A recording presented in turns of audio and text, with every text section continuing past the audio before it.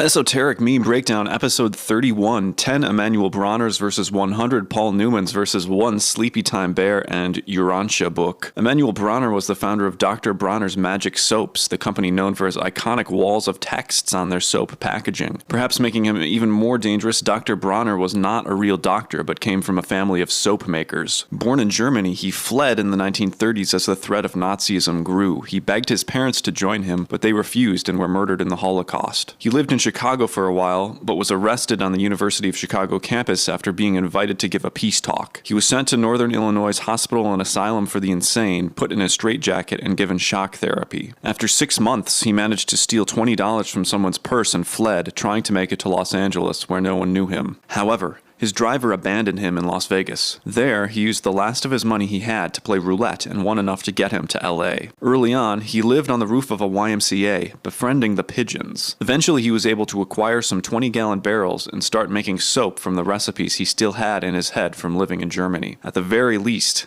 this man should be thanked for making hippies smell a bit better. Also an iconic product packaging king, Paul Newman started his career as an actor after his time in the Navy in World War II. His acting career went well, but he had a side hustle. People couldn't get enough of his salad dressings he made with his friend A.E. Hotchner. The two scraped together some cash and started Newman's Own. Since 1982, Newman's Own has given over $600 million to charities, including numerous youth projects. While an achievement in its own right, Newman said his biggest accomplishment was coming in at number 19 on Richard Nixon's enemies list. Needless to say, Newman has public opinion on his side, and his combat skills should not be underestimated. The Sleepytime Bear was created in 1973 by artist and early Celestial Seasonings employee Beth Underwood. He's been sleepy ever since. The Urantia book is a 2,000-page book, supposedly written by celestial beings, covering many existential adjacent topics. Co-founder of Celestial Seasonings, Mo Siegel, is thought to have taken inspiration from the book when creating the tea company. However, I could not confirm as to whether the Sleepytime Bear has read the Urantia book, but my guess is that he has not, given he is always so sleepy. Truth be told, these guys would never fight each other. Their strong moral compasses prevent that. The better question is, if and when they teamed up,